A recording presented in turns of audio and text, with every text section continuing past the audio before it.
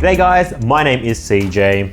This is the OnePlus Nord and this is the Google Pixel 4a. Both are budget smartphones and today we're going to compare the two if you're in the market for a solid 2020 performer that doesn't break the bank. Now I'm going to preface this video straight away by acknowledging that I haven't included the iPhone SE in the comparison because whilst it's a super compelling budget phone, it runs iOS, and for a big portion of people, that in itself is a deciding factor for whether or not you'd even consider the phone. So instead, I'm doing this comparison for the individual who knows they want an Android.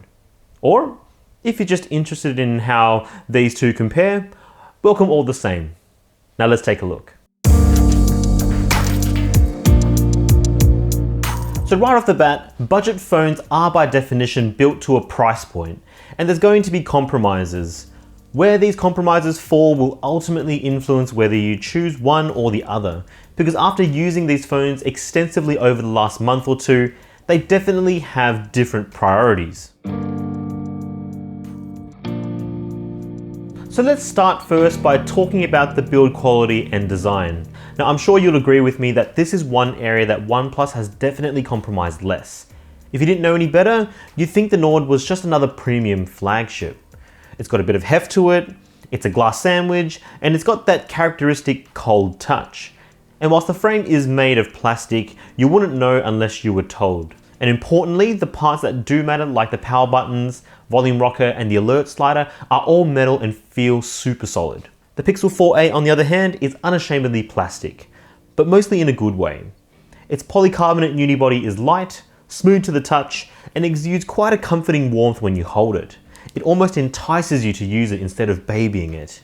It's more light-hearted compared to the Nord, which actually feels quite business-like. One certainly feels more premium and expensive, but on the other hand, this one will probably cop a little bit of abuse better, so it's down to preference. Now both also forego an IP water resistance rating, but if I were to trust one of them more, it'll probably be the Nord, because even before OnePlus 8 Pro got its official waterproof rating, we knew that the previous phones already had some form of inbuilt water resistance anyway, and we know that the Nord will be built to similar standards. Then finally, materials aside, for color selection, the Pixel comes in just black. Literally, whereas the Nord comes in both blue marble and grey onyx, so there's a little bit more choice there with the Nord. Now speaking of colours, the screens in both the 4a and the Nord are edge-to-edge OLED hole punch panels, which means they're both beautifully contrasty and vibrant, they get bright enough outdoors, and they're also flat. Thank God. Watching videos and looking at photos are a joy with both, and they both rock full HD resolutions, but the Nord has an advantage in both the size and the refresh rate. A 6.4-inch 90Hz panel versus the 4a's 5.8-inch 60Hz panel. As mentioned in my previous videos, the Nord definitely exhibits a distracting green and pink tint at low brightnesses, whereas the 4a doesn't, so keep that in mind. But to keep it simple, the main tangible differences between displays are in size and refresh rate. Size is very much a personal preference, but when comparing the two side by side, the higher refresh rate in the Nord definitely wins me over every time. It really helps massively to improve the user experience where it feels so much smoother compared to the 4a. And then with that, you can certainly tell that OnePlus has doubled down on the overall user experience more than anything. Beautifully optimized software really goes a long way to help with this, and the Pixel, being Google's baby, you'd assume would have the best optimized version. But not in this case. OnePlus's Oxygen OS is one of the very best versions of Android, and in many ways actually feels faster and more optimized than the Pixel. Scrolling, swiping, and tapping has always been super responsive on OnePlus phones, even before high refresh rate screens were even a thing, and the Nord really is no different. And that's not to say the experience on the 4a is choppy, far from it even, but there's just an added feeling of fluidity with Oxygen OS that's really hard to describe. And then on top of this, OnePlus are often one of the best OEMs in supporting their phones years after release. Phones like the OnePlus 5 released over 3 years ago are still getting Android updates and have actually gotten updated to Android 10. This, for Android phones, is incredible. Now yes, this is going to be the same for the Pixel, obviously, and they'll always be the first to receive any new updates and features. But honestly, Oxygen OS rarely falls behind with this and is usually one of the first to adopt new features like full screen gestures and live captioning, for example. Though right now, Pixel phones do still have a few exclusive features like the Google Recorder app that bakes in voice transcription and search. But as with most things, it could land on a Nord later with an update. That is, so long as the update doesn't end up introducing weird and potentially catastrophic bugs. Kind of like, you know, bugs that randomly reset people's phones when they're not using them. I mean, sounds kind of crazy, but if you've been keeping up with tech news, you've probably seen that there's quite a few cases of Nord users where their phones just randomly look like they've been reset after they're taken out of their pockets. I mean, it sounds ridiculous, so surely it can't be that common and it's not gonna happen to me, right? Well, take a look at this. Okay guys, get this. So we've heard a lot about the OnePlus Nord and its auto reset issues. And I didn't think it was going to happen to me because up until now my Nord was working fine, but I actually stopped by the side of the road to take a photo because there was a cool little rainbow. You can't really see it here, but I opened up the OnePlus Nord and guess what was greeted to me? What the hell? It automatically reset in my pocket. That's going to be a bit of an inconvenience for a lot of people, OnePlus. So yeah, that's pretty awkward and a pretty damn big problem if I should say so myself. But on top of that, one really underrated feature that I think the 4A has definitely nailed over the Nord is in the fingerprint sensor. I mean, the Nord already has a pretty decent in-display optical sensor, whereas the 4A has the traditional sensor on the back. Ergonomically and practically, it's perfect. It's located exactly where the index finger will naturally sit. And honestly, even after all these years, traditional sensors like these still work more reliably and faster than some of these in-display sensors that we see today. Not to mention, you retain some added functionality with gestures as well.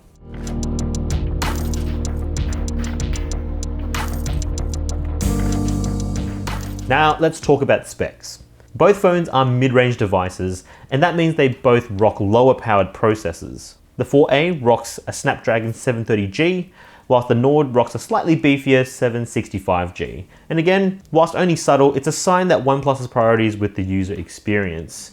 In the real world, it's not that crazy of a difference, but it's just another layer to ensure the Nord is going to feel smooth and remain buttery smooth with years to come. And on top of that, the beefier SoC means the Nord will be able to handle 3D games and resource-heavy apps a little bit better, but most importantly, it's going to age better with time. I reckon you're going to see a much bigger performance gap between the two when you compare them 3 to 4 years down the track, when the both of them have received a number of software updates. Another important difference is that micro jitters and stutters not really a major thing with the Nord, but you do sometimes see it when you push the 4A a little bit, but only in very rare occasions. Now the processors aren't the only points of difference though. The 4A keeps it super simple, offering only 6 gigs of RAM, whereas the Nord, depending on your market, gives you a few more options ranging from 6 to 12 gigs of RAM. So clearly, you've got a bit of more choice with the Nord, and if you've got a couple of extra bucks, if you bump up the capacity for the RAM, it's going to handle multitasking and keeping apps active a little bit better than the 4A. But again, as with the SoCs, there's really not that big of a perceptible difference between them. So you get beefier internals in the Nord compared to the 4A, but aside from the Nord feeling a little bit smoother with scrolling and navigating UI, mainly thanks to the screen, the differences in performance with practical day-to-day use is marginal at best. Now what you might also think is beefier in the Nord compared to the 4A is in battery life. So yes, the Nord boasts a battery that is 30% bigger than the 4A at 4,150 milliamps compared to 3,140. But again, as always, numbers don't tell the full story. With the Nord, you've got a higher powered SoC combined with a slightly power hungrier screen, so you end up not seeing that big of a difference. And actually, in my testing, despite the larger battery, the Nord could only last around about a single days of use, which is actually a bit worse compared to the 4A, where I could usually squeeze about a day and a half out of the 4A. And that's something I didn't expect to say having used the Pixel 4 last year. So that's a really big win for the 4A. Also, neither of them have wireless charging, but at least the Nord does have its dark magic source in Warp Charge 30T, so you can get from 0 to 70% in just 30 minutes of charge. That's incredible and very clearly a clear win for the Nord. Like with the battery, on paper, the Nord looks like it's onto a winner with its multi-lens camera system compared to the very measly single lens module of the 4A. But is it? I mean, based purely on numbers, of course. I mean, on the rear, you get 4 lenses, a 48 megapixel main, 8 megapixel ultra wide, 5 megapixel depth, 2 megapixel macro, and on the front, you get a 32 megapixel main camera and 8 megapixel ultra wide. Wow, that sounds pretty impressive, right? Especially compared to the basic single 12 megapixel rear camera and 8 megapixel wide selfie on the 4A. But again, as is the story with this comparison, numbers really don't tell the story. And long story short, the only winner here is the 4A. When it comes to actual image quality, the 4A wins hands down and in where it matters, which is the everyday life scenario with the standard wide angle. For moments that your everyday person would want to capture without any hassle. Comparing main lenses, the photos taken with the 4A are more pleasing to look at, more detailed and more accurate compared to the Nord. And this is roughly the same when we talk about the selfie camera too. Selfies taken with the 4A are more pleasing to look at. They don't show any real artificial skin softening like we see with the Nord. It's more accurate with color, it's got more dynamic range, and it's more detailed than the Nord. On top of that, despite both having excellent dedicated low light modes, the Pixel also has native astrophotography built in, whereas the Nord doesn't. Now that's not to say the image quality in the Nord isn't good. I mean, we're just comparing a good camera to an arguably flagship quality one. And if you've got a Nord, look, you're gonna be more than happy with it. But let's be real. The Pixel 4a and Google's many years and resources poured into computational photography allows it to compete with 2020 flagships. And the Nord, it just doesn't. It can't. And sure, you get more flexibility with the ultra wide in both the rear and the front, but the image quality in both of these lenses aren't particularly special. They're quite soft and only really useful for social media. So unless you really need the ultra wide focal length, honestly, they aren't worth using most of the time. And we're not even going to go into the macro sensor as well. That's completely a waste of time. So for the vast majority of people looking at phones in this category, I'm sure having a few more focal lengths, whilst nice, isn't really going to be high on the priority list. So I reckon Google has made the right move with the 4A, focusing on what matters to the everyday person. And that's making flagship quality photos, capturing memories in everyday situations, reliably, consistently, and cheaply. Then finally, you've got a combination of other factors that could sway you to either side. So let's run through a few. The first is sound. Both phones are great media consumption devices for our eyes with their bright and colorful OLED screens. But when it comes to audio, there is only one winner, the 4A with a stereo speaker setup compared to the single downfiring speaker on the Nord. And on top of that, the 4A also has a headphone jack. This is underrated, but absolutely massive for people buying in this category. It's important because it means old speakers or headphones are still compatible and there's no need to splash out even more cash for wireless speakers or headphones. And then you've got the question of network support.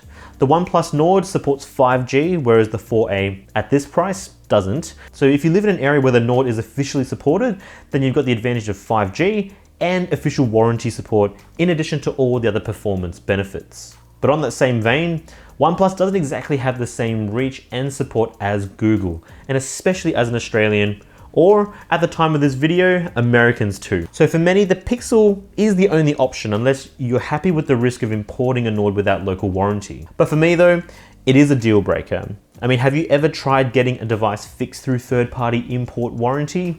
It's a bloody nightmare, and you might not even get the same length of support either. In Australia, thanks to consumer laws, products sold locally and officially get 2 years of warranty, whereas third-party grey imports, they only get 1 year, or whatever the country the import came from provides. And often you still have to go back through the reseller to get this process, which as an idea is as enticing as setting myself on fire. For most people looking at budget phones, they're going to want reliable warranty support. I mean, you're not going to spend hundreds of dollars and not have reliable support, right?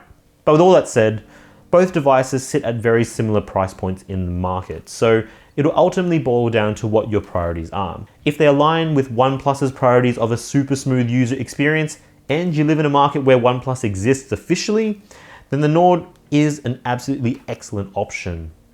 Or maybe you just want a reliable flagship camera experience in a solid package, and above all else, without breaking the bank and having reliable support. For my Aussie mates, it's a no-brainer. It's gotta be the Pixel 4a, thanks to its warranty support. But even if I lived in a country where the Nord is fully supported, I still think the 4a edges it out because of its super camera, slightly more reliable battery life, and I don't know, holding it just feels right. It feels like home, you know? But what about you? What do you think? Which one would you choose? Let me know in the comment section below. Thanks for watching the video, guys. Give us a like if you enjoyed it. Hit the subscribe button for more. Ding the bell icon so you don't miss out. And as always, take care, and I'll catch you guys in the next one. And of course, say good day to your mum for me. Cheers.